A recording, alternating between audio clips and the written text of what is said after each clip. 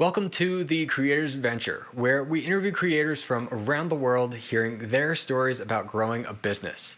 I'm sure that you've been on LinkedIn, you get a DM, and the moment you reply, somebody's trying to pitch you something. Today's guest is not going to teach you how to do that. Instead, he's going to teach you how to build real human connections. Hey everyone, I'm Brian McAnulty, the founder of Heights Platform. Let's get into it.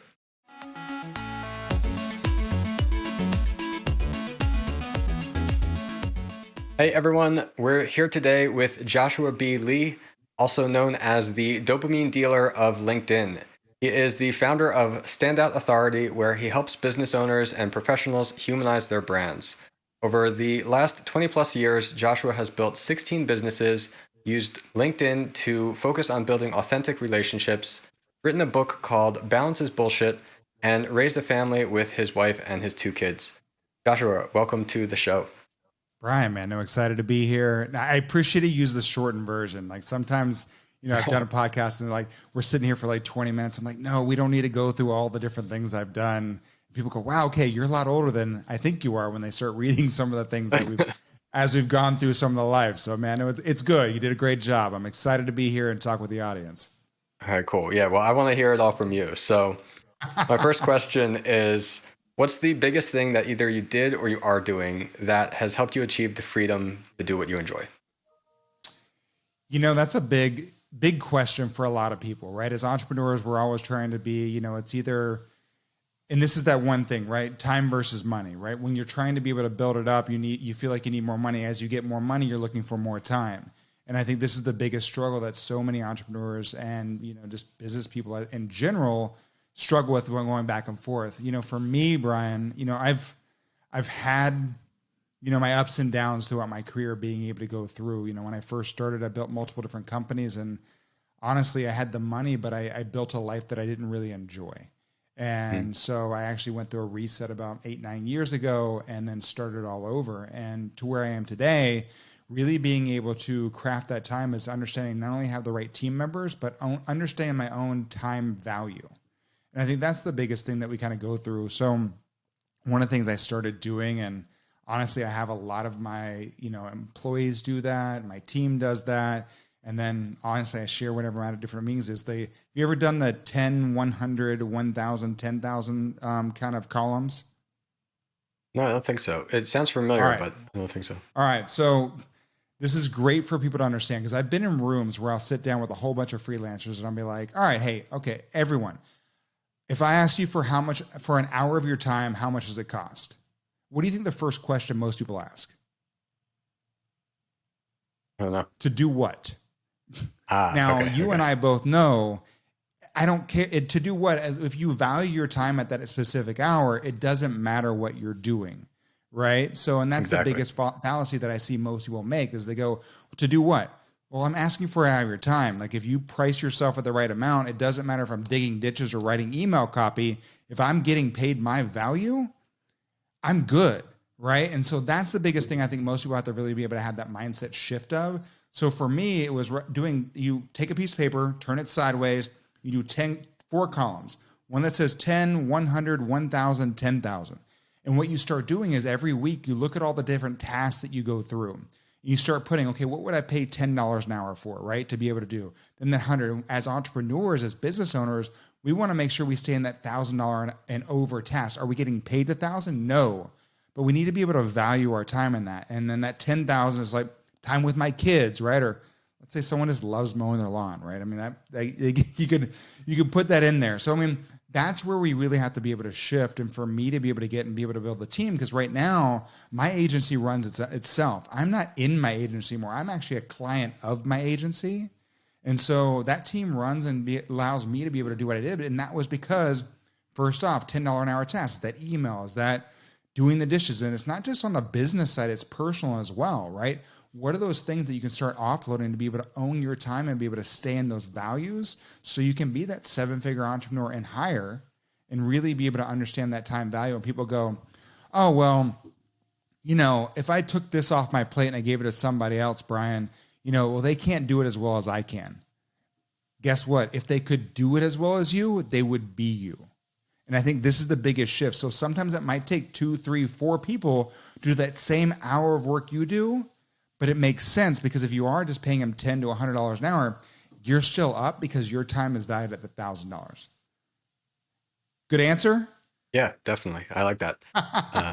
Yeah, I mean, I really value my time. That's really something that is important to me. I'm actually surprised by how many entrepreneurs don't seem to put the same kind of value on their time. They don't. And for me, the way I would look at it is like I'm happy to spend time doing whatever it is, as long as it's that thing that I've put into that bucket, as you're saying, right? Yeah. And so Yeah. if I put something into that bucket, I'm going to spend time about it. I would never feel bad about spending time in that thing. Right. And in the same sense, like a comparison that I think is funny is when you see somebody on the road and they're driving like crazy to save a couple seconds, and they end up getting stopped at the same lights that you do or whatever anyway.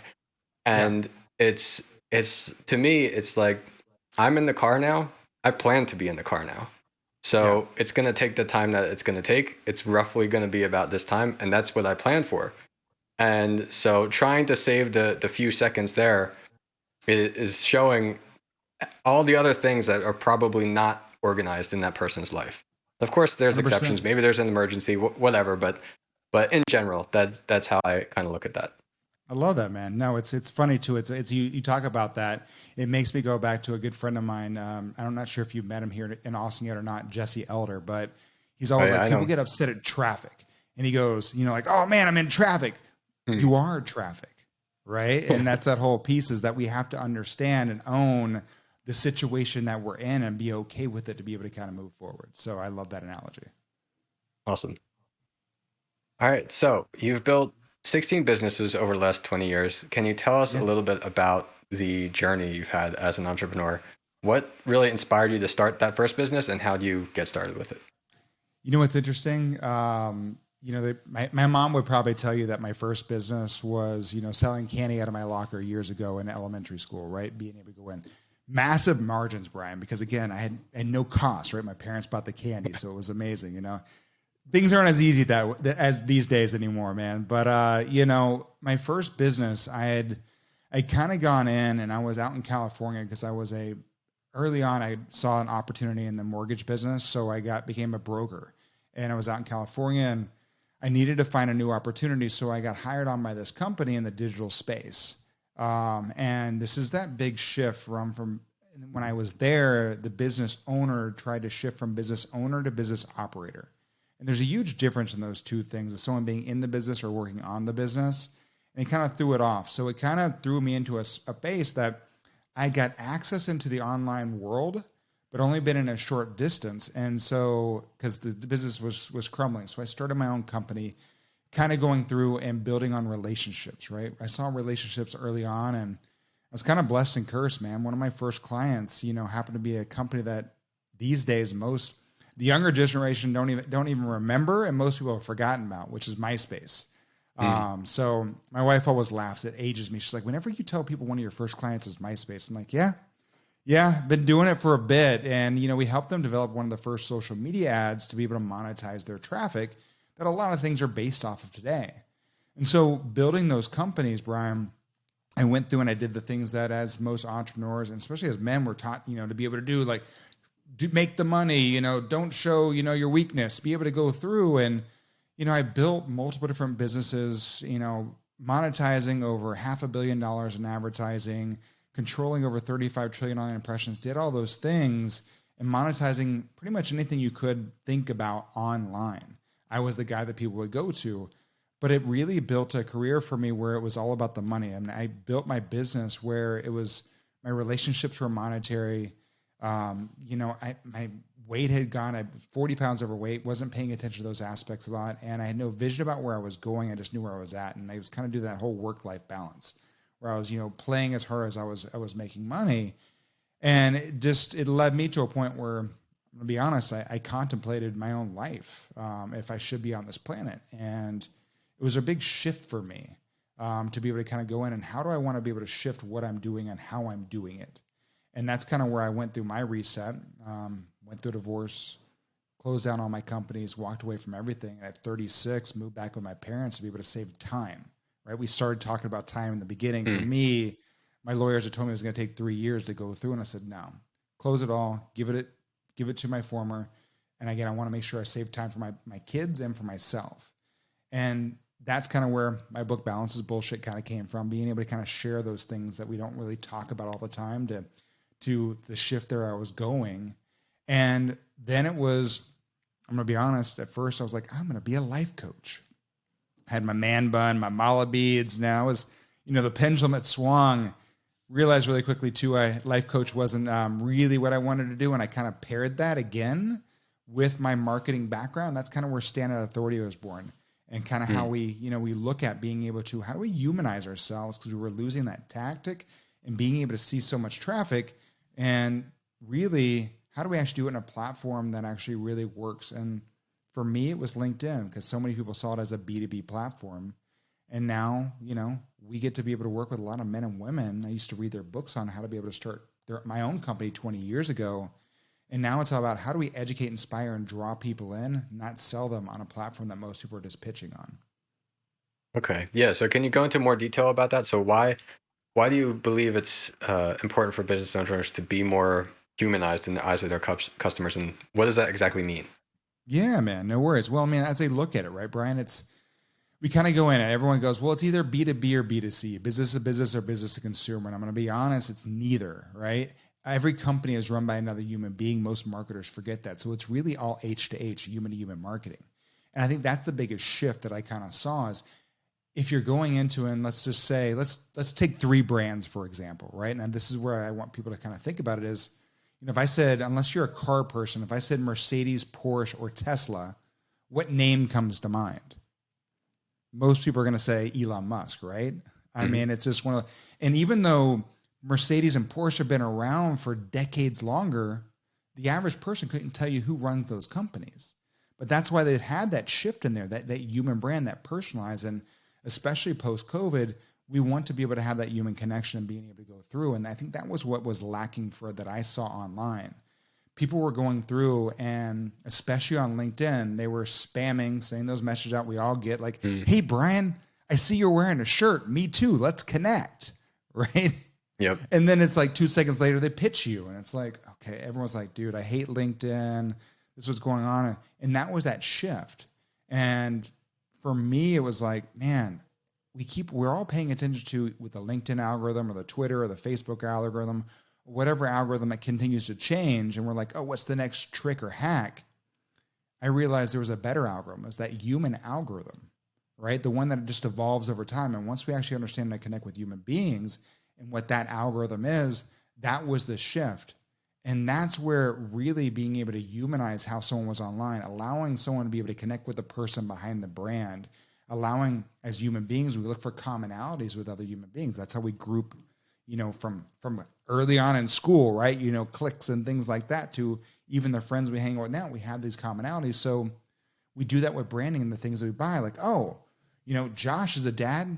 Oh, me too. I bet we would align. And if I work with him, we have more things to be able to connect on and be able to go through. He's going to get me more.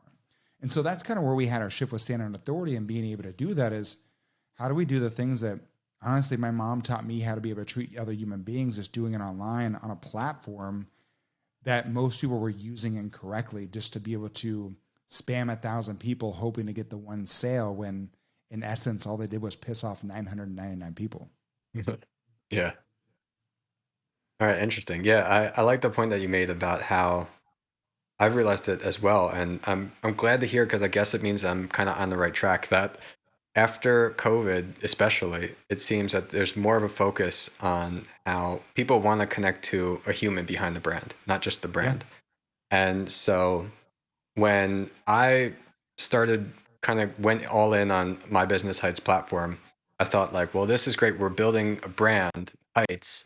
It doesn't have to be about me. And like, I don't have to really be involved in it. It's just the brand, because the brand can be bigger than the person. And right. That's still true, I think. But the point is that more and more people want to hear from the person. And you gave Elon Musk as such a great example, because like, look at the amount of attention that he's kind of commanded and gotten from being that single person. But it's not only about the attention or how people can relate to somebody, but but it's the connection that they can make that's deeper than that, in how they can say, oh well, this person has these values, has these interests, and seeing that human behind it, that's really makes such a difference. And I've realized that now that I have to be more in front with the brand, not just doing this podcast, but doing more things, because that's really how people will connect to us. 100%, Brian. I mean, you and I can create more change being in front of the curtain, right? I mean, I had the opportunity many years ago when I first started early in the 2000s to be able to be in front of the curtain. And I could have probably stepped in on some of the things that I saw companies like Google were doing, with fraudulent clicks and traffic and things like that. And I was like, no, I'm good. I'm going to make my money back here. But I didn't create enough impact. Now as a dad, having kids, stuff like that, I want to be able to create positive change in this planet and allow the byproduct to be money, right? When we make money, that main focus, it's an ever thing that we're always constantly chasing, and it's exhausting for everyone. And so, that's where, we need everyone, especially coaches, entrepreneurs, something like that, to be able to stand up and understand, like, your brand is bigger than you, yes, but that you will follow with the different things that you go through. And if you take time to be able to build that personal brand, to be able to resonate, as human beings, we make decisions based on some degree of love or hate. We do not make decisions based on being indifferent to something. And so when we understand that, especially with people, that's how we gravitate and be able to go through. And we'll be, especially as coaches, because I know there's a lot of coaches on your platform. Like, if I'm going to work with someone, I want to make sure there's alignment. That program might be great. I mean, because look, there's 1,000 programs I guarantee you there's 1,000, if not more, programs on LinkedIn. But if I resonate with the person that actually is doing it, and I'm like, wow, I have commonalities, I'm going to probably gravitate to that person more and be able to be willing to, take in that information and find commonality, and also a lot of times pay more for it. Yeah. Yeah, definitely. And I think it's important to bring up, I've brought it up before, but I think it's important to bring up again that, like, I think you were almost kind of hinting at it, of how you were like that maybe earlier in your career, that, like, I didn't want to really be the face of anything. I didn't have like that desire. I'm kind of an introverted personality, I feel like. And I've realized that now I have to be, and I want to be, not because of the money, like you said, but because of the impact. And I would be doing a disservice, and I'd be uncomfortable with myself and not being able to create that impact if I wasn't doing this. So that's become my reason for doing it. And I think it can become a lot of other entrepreneurs' reasons as well, if they're thinking to themselves, like, oh, well, I don't want to be like person on camera, or that's not really me. And the reason doesn't have to be because you want to show off and talk about yourself on camera. It can be because that's the way that's going to help you make the biggest impact possible. 100%. And I mean, realize too, I mean, like, the bigger thing we want to do is, you can look at brands like Apple and things like that too, right? I mean, they started with a person. Yes, Apple is where they are, but those people created advocates. Advocates are so much more powerful than just one client. I will push everyone every day, and this is why you want to treat other human beings. I'd rather have one advocate compared to one client, because one advocate can bring me 100 clients. And that's that big piece that I want everyone to pay attention to. An advocate, until they know the person, they're not going to become an advocate, right? We don't become advocate for brands anymore until we know the people behind them anymore. Because again, we've seen too many brands, and all of a sudden that owner pops up and they're like, wow, that dude is, I mean, let's talk about some crypto stuff, right? I mean, like, there's certain things that kind of go through you and I have seen. So this is where that whole piece, and that's what I want everyone to push on. As a human being, being able to stand out and really be able to show you are, that's where advocacy happens. And this is where the magic really will grow your business so much more. Yeah, definitely. And I think the way we've tried to apply that is, like, with our customer service, like, we look at every ticket or whatever, not just as like, okay, did we help this person? How fast did we help them? But also, like, how can we take this probably a problem or issue that they're having, and not only turn it around to give them a solution, but make them so happy in the process that they want to go tell everybody about us. Hell yeah, and man, I love that. Yes, that takes more time to do, but it's so worth it.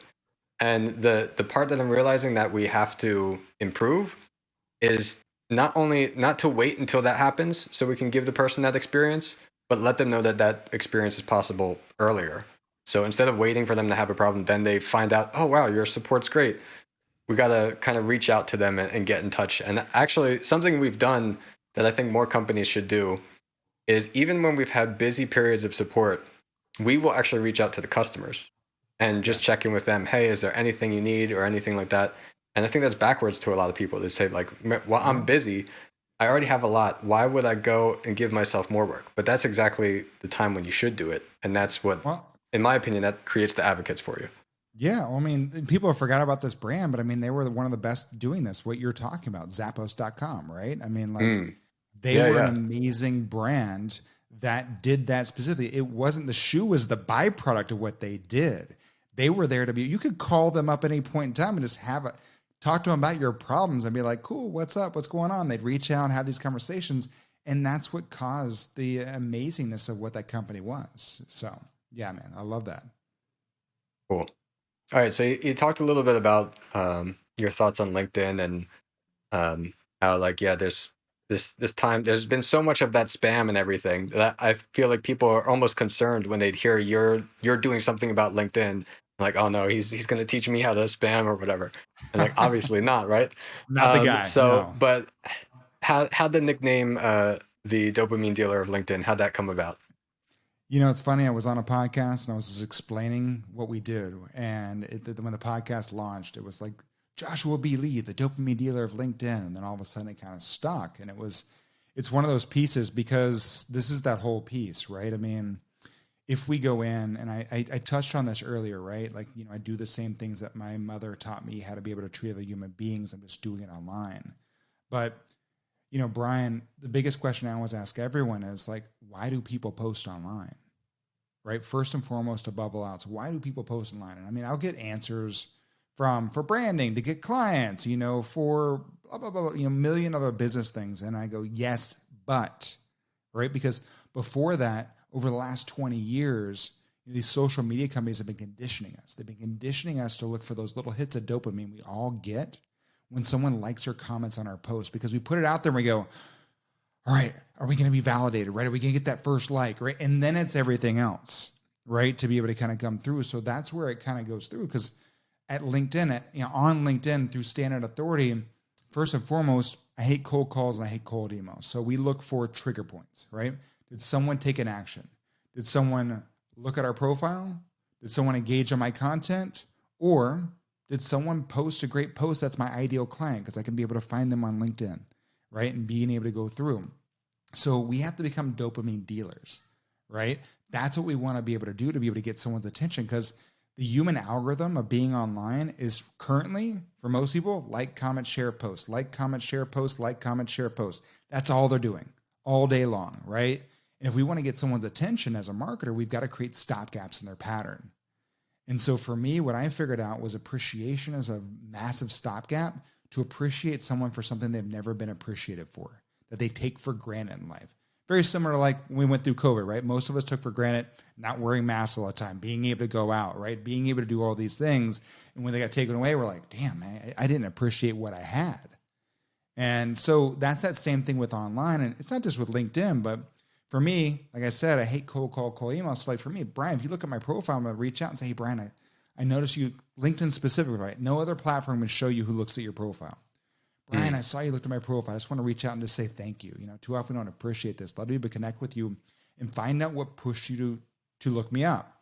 Brian, I want to reach out and say thank you for engaging my recent post. Or, hey, Brian, I saw one of your recent posts, man. I just want to take 2 seconds out and say thanks, man. I really love the value added because of X, Y, and Z. It's more human. And those things, most people don't get messages like that. Remember, they get the, hey, Brian, I see you're wearing a shirt. Me too. Let's connect. Or what I love them. Hey, Joshua B, ever thought about using LinkedIn to get leads? I mean, dude, I get those all the time, right? I'm like, you didn't even look at my profile. And Yeah. so that's that whole piece when we start going through to be able to do these things, Brian, is, you know, how do we actually get attention, be able to create a stopgap in someone's pattern? Because I don't just want to get leads, right? People jump from connect to try and sell. They forget that you have to be able to have a conversation. Conversations lead to relationships. Relationships open up opportunities. That's high ticket selling. That's really what people want to be able to do. That creates the advocates and the byproduct of opportunity. And so that's that piece that I want to, when we start doing that. So that's what we start doing, that dopamine, right? We're giving that dopamine hit at the beginning. And I mean, I go through the whole process. We need a whole, hour or two to be able to share with the whole audience. But I mean, it's little drips, man, from saying thank you, starting with appreciation, giving someone a compliment, easy compliment on LinkedIn as an endorsement. When they respond, asking them a question about themselves, and then providing value. Each one is giving someone a dopamine hit because it's making it about them. And dopamine doesn't heighten us.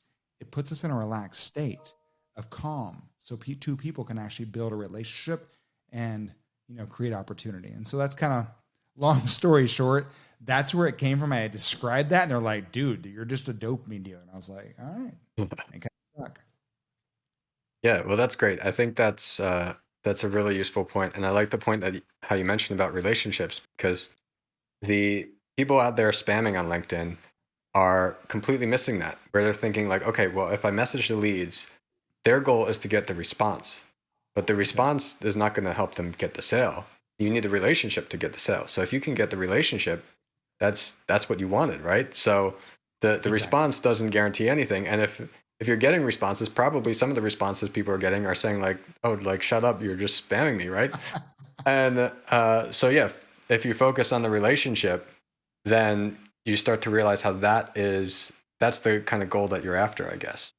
Yeah, well, and two, I mean, like, Brian, let's be honest. Like, if people don't know the stats that are listening right now, the average person on LinkedIn has a college degree or higher. 50% or more people have that. The 4 to 5 people on LinkedIn are business decision makers. And average income compared to other platforms is around $120,000 a year. So you're telling me I have an educated audience that has the money and can make the decision to be able to buy my product or service. That's a triple threat. That's a win. So you think they're going to be able to go, like, most people on there are going to know when they're in a funnel. And if you're trying to sell a high-end product or service, most of my clients have products or services that range anywhere from $3,000 to $5,000 all the way up to $50,000. That's not going to happen from a quick, just, cut, copy, paste, spam. It's going to come from a relationship. And like, we've seen this, like, you can have a quick relationship if you make it the right way and you're always adding value, right? And being able to make it about that person rather than just hoping to be able to spam and hoping for that one sale. And I mean, that's the shift. Yeah, and that pattern interrupt from showing the appreciation is even greater now, where that same person is probably getting so many spam messages. So they finally see something and they say, wow, this is somebody You're real. A light really in a dark tunnel. Yeah. Yeah, exactly. Yeah, man. And that's that whole piece. I mean, like, when we have that, we see, our average connect to relationship, I mean, is almost like 90%. When we kind of go in with not myself, but with our clients, I mean, we're kind of going in there. We see a 90% acceptance rates and being able to go through. And even if someone knows they're in a funnel, because you're treating them like another human being, they appreciate it. And if they're not ready now, they become an advocate, because, like, most people too, Brian, like, I always say, like, oh, you always got to lead with value.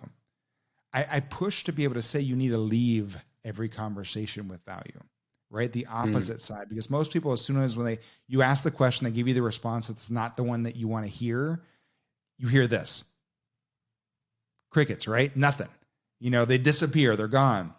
This is the biggest opportunity for everyone listening. If they ask a question not going through, how can you add value? Like, how can you give them a PDF, a download, a white paper, something, give them a free webinar, give them a free plus shipping book, right? To be able to say, man, that's amazing where you're at right now.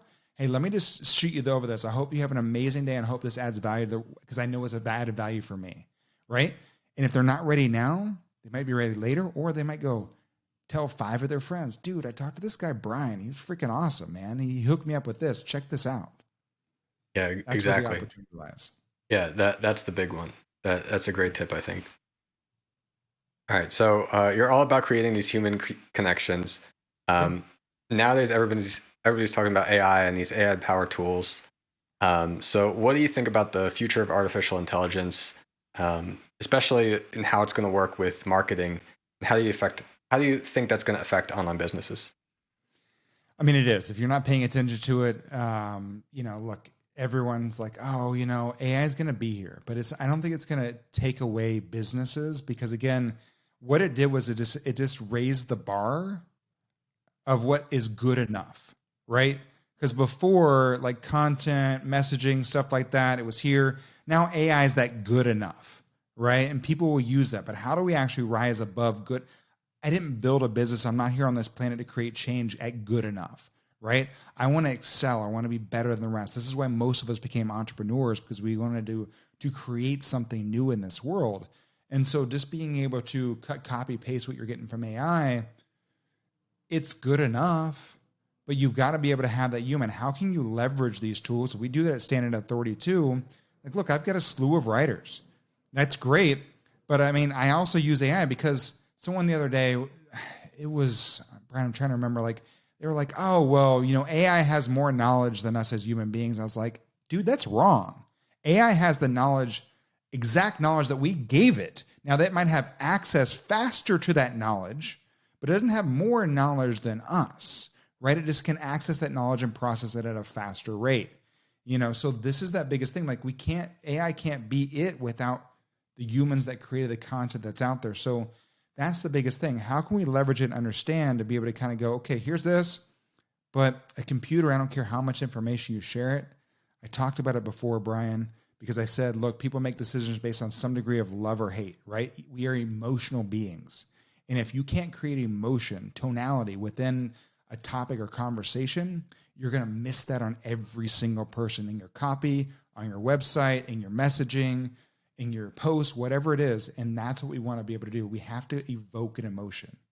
And as human beings, we are the only ones that can do that. I can get the baseline from AI, from tools, being able to leverage these things and 10x the way I do things. But we've got to be able to make sure that we don't lose that human side of it, or, I mean, it's going to become just a whole bunch of just, let's leave it at this, right? Like, I'll stop here. I know I keep on giving analogies, but I mean, it's the way my mind works. I'm a very visual being. Like, so many of us on a Friday night, we're like, oh, dude, it's like, it's Netflix, I'm going to go watch something. You're like, man, there's nothing to watch. I call BS. There's too much to watch, right?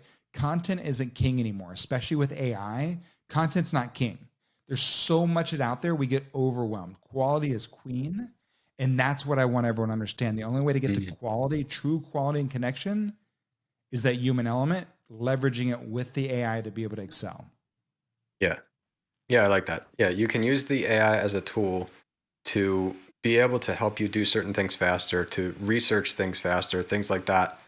But as you said, you have to keep in mind that the new ideas aren't coming from the AI. It can only come from you. So if you want to create content and you have the AI do it, it's going to be exactly the same as what everybody else is creating. Yeah. But yeah, if you want to evoke an emotion, then it's got to come from you. And so the AI is a tool that can help you in your research, but ultimately you yourself still have the power really to rise above all of that. Yeah. And it's not a new concept, Brian, because I mean, this is that same thing when we talk about, we want to go to the biggest thing of all, right? Money, right? People put human emotions on money, but it doesn't have those things, right? It's a tool for us to be able to build and be able to use, to be able to go through, but we have to have the humans in there. And I want people to understand that same type of concept and thinking needs to be used on AI as well, too. Awesome. All right. So what advice would you give to the aspiring entrepreneurs out there, business owners? What do you believe is essential for success in business and life? First and foremost, man, one of the biggest things that I really had to shift was be 100% you, 100% of the time, on and offline, right? People are going to love or hate you. I mean, again, that we talked about that. That's how they make decisions. We have to be able to understand that for people to have advocates and people that are going to like scream your name, you're going to have haters, and that's okay, right? If you don't have haters, you're not being, you're not being enough of yourself out there. You're not really putting yourself out there enough. And you're not being polarizing to how you want to be able to draw, because we want to repel the people that are not our ideal audience and attract the people that are. And so I think that's the biggest thing, because most of us are so scared of the perception that someone else is going to have of us. And the biggest thing I see, Brian, that really, screws with most people's minds is our perception of someone else's perception of us. And guess what? We have no clue what their perception is unless they tell us. And most times, if it's online, it still doesn't really have that much grace into it and kind of going through. So that's that big thing, man. I mean, if you really want to create change, really be able to put yourself out there, stand up, stand out, be you, and be okay with it, because you're going to draw your tribe in and you're going to find the right people. And that's the only way. We can't change this world alone. I tried to change the world by myself. Dude, as I said, I almost put myself in a very early life, right? In a grave very early, because again, I had so much weight on me of what I was trying to be able to do. The only way we can truly change this world and make it better and create massive opportunity is together with everyone listening, me and you, Brian, all the different people in the world working together, and all of us being ourselves. Awesome. I like that. All right, awesome. Well, I got one more question for you. All right. If you could ask anything to our audience, this is something that we like to do on the show. So if you could ask anything to the audience, whether it's like an introspective question you want people to think about, or something that you're just genuinely curious about, what would that be? Yeah. You know, it's an interesting. I love the question because I don't think I've ever been asked this, right? To be able to think of a question I need to ask your audience. And since you have an audience of, you know, a lot of people building programs, being able to go through, that's the thing, right? I mean, I would love, there's a lot of, you know, programs that are out there, right? Like, what are the best features that what really makes you choose to be able to program? Like, if there was a program out there around LinkedIn, right? What would be like, wow, I need this because, right? Like, what's the reason why someone would want to choose something to be able to start using that platform? Because, yeah, I've got a lot of high end stuff out there, right? We, again, blessed to work with people that are very well known in this world, but that's only going to allow me to create that much change, Brian. So, like, I need to understand what's the best way that I can be able to support your community, the people that are out there that are building things, to be able to help them not only get their programs out there more on LinkedIn, but to be able to create one that actually resonates with them. Does that make sense, or did I ramble Yeah. on too much? Yeah, no, I got it. That sounds good. All right, great. Sometimes All as right. entrepreneurs, we ask a question that goes around like this, and then we actually never actually ask the real question. Oh, I know. I do that all the time. So, all right, great. Well, Joshua, thanks so much for being on the show. Before we get going, where else can people find you online? Surprise, surprise. Find me on LinkedIn, right? You guys can look me up as Joshua B. Lee.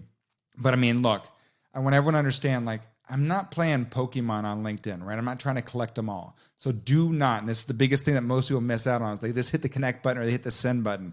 If you're going to send a connection request to me, I need a personalized message, man. Tell me why you love the Heights platform. Tell me why you love Brian, why you listen to the podcast. We're going, because not only is that going to let me understand who you are and what's going on, but it's going to allow me to be able to build a better relationship with Brian too, going, dude, here's all the cool things that people said about your platform, or here's the cool things they said about you, or I mean, or what you want Brian to be doing differently, right? Whatever it might be, right? I mean, again, this allows me to go in. So send me a cool message, and that's the best way for people to connect. If you just want to find out the company, of course, you can go to standoutauthority.com, but I'd rather have that personal message on LinkedIn.